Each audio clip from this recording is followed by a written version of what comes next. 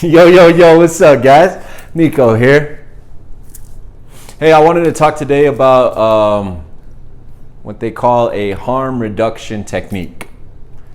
I'm not a fan of all these clinical words. I like to put them in different terms, but I think that these clinical words stand out a little bit more, to be honest with you, and they can resonate a little bit longer.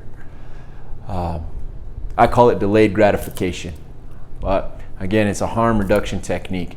And the way that it's done is, for example, because again, I can only speak from my lived experience. I'm not a professional. I don't have any licensings or anything like that in counseling. But shit, I know how to do recovery, unfortunately. So part of my recovery, something that I would go ahead and practice, is what's called delayed gratification, putting it off, developing some sort of resilience. Those are three kind of ways that you could phrase it. I hope one of them sticks with you. The way this technique is used, though, is I would go out and I'd buy my sack, right? Because I was still an active addict. I was in this stage of change where I knew I needed to make a change. How to make that change, I didn't know. What that change would look like, I didn't know either. As I said before, guys, I didn't really use a facility or a program to go ahead and get through my recovery. I love to learn, so I would do research on different strategies people had in their own recovery, and I'd pick out little things that I like and I'd apply them. And this one technique that I found I really enjoyed because, to be honest with you, the end of it you're still using, but hopefully, again, it's reducing the harm that using is causing you. So what would happen is I go out and I buy my sack. I make sure I have my rig and my spoon. And then I would tell myself, all right, Nico, you have everything you need to get high. Well, before you get high, let's see if you could wait 30 minutes before you shoot up. That's where I kind of started off with, right? You may need to start off at a smaller minute amount because the fact is I couldn't make it to that 30 minutes, but I might make it 15. I might make it 20. And in that 20 minutes, I was sitting there telling myself, you're not going to use right now, you'll use later. You're not going to shoot up right now, you're going to shoot up later. And I started using that time frame to develop a little bit of resiliency. Because in this stage of my addiction, guys, I was weak. I was broken. I was strung out. I'd do crazy things to go ahead and get high. So I put it off for 30 minutes. Again, I didn't always make it to 30 minutes. But guess what? I remember one day that I did. I remember one day after practicing this technique, that I made it to 30 minutes. I was pretty proud of myself. I ain't gonna lie. I was stoked. I was like, hey, you made it to full 30 minutes. Guess what the next thing was? Let's see if we can make it 45. Let's see if we can make it an hour. Let's see if we can make it 2 hours. Now this process I'm describing to you fairly quickly, but it didn't happen quickly. Everything that I just talked about happened over like a 4-week time frame, 6 weeks maybe. But what I was doing is I was starting to develop, again, resilience, or what I like to call mind control over my own mind. Because in active addiction, I had lost self-control. I had lost control over my brain. I had lost control over my thoughts. They were running me. I wasn't running it. Addiction had me hooked. I was caught by the boo-boo. Whatever I needed to do to get high, I was going to go ahead and do. That was my main focus.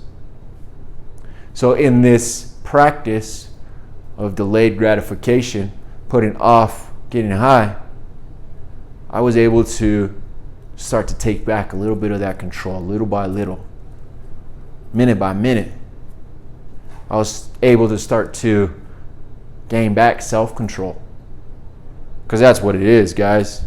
It's not having any self-control that put me in those deep, dark places that left me broken and by myself. But the delayed gratification, putting off up to 2 hours before I used, that started to let me get a little bit of that control back, that self-control back. Started to allow me to develop a little bit more mental strength.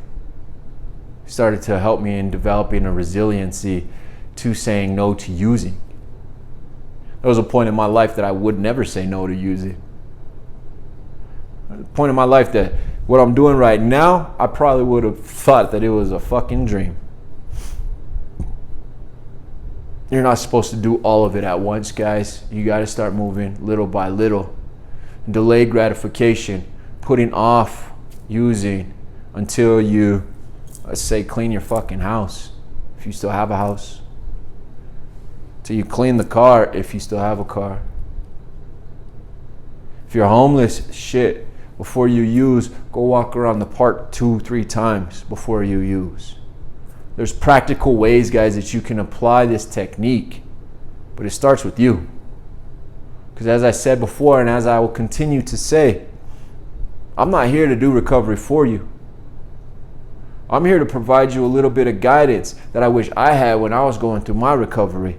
Because I don't want you to suffer as much as I had to suffer.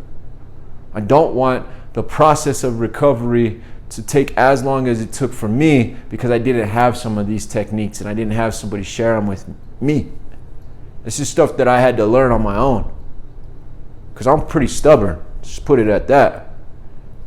I also didn't want to go into a facility. I didn't want that on my medical records. I also knew that if I went to jail, I was probably going to end up doing more time than I needed to, and that's not a place for me. Here's what I'm trying to say, guys. You're the one that's going to create the ending to your story. You're the main character of your movie. How is your movie going to end? Because right now is not the end. If you're above ground and you're vertical, you still have a chance. There's plenty of people out there that don't. They say the graveyards are some of the richest places out there. Truly believe that. But if you're watching this video, you got an opportunity where you can go ahead and create a different ending. So please do it. Let me come alongside you. Let me help you out. Try this technique once. And again, I'm not saying do it for 2 hours. Do it for 10 minutes. See if you can make it that 10 minutes.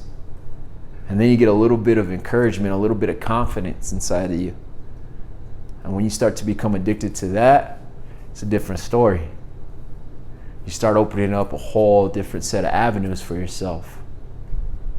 Delayed gratification is okay. It's something that I think a lot of this world needs.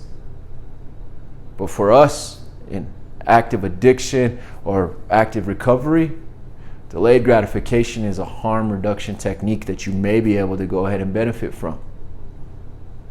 Because again, I would still use.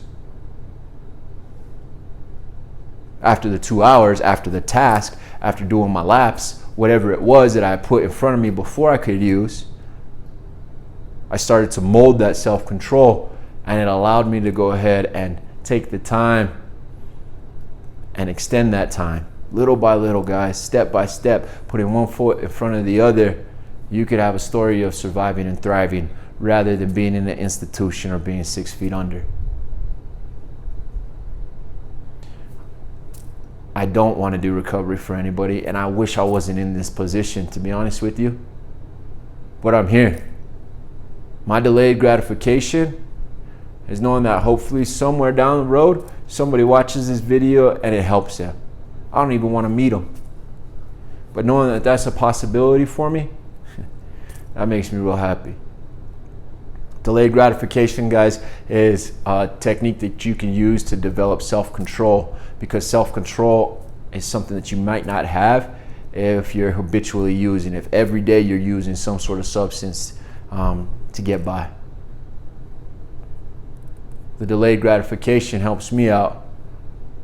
It helps me remember that when I go to my higher powers place, I'm still gonna have no halo.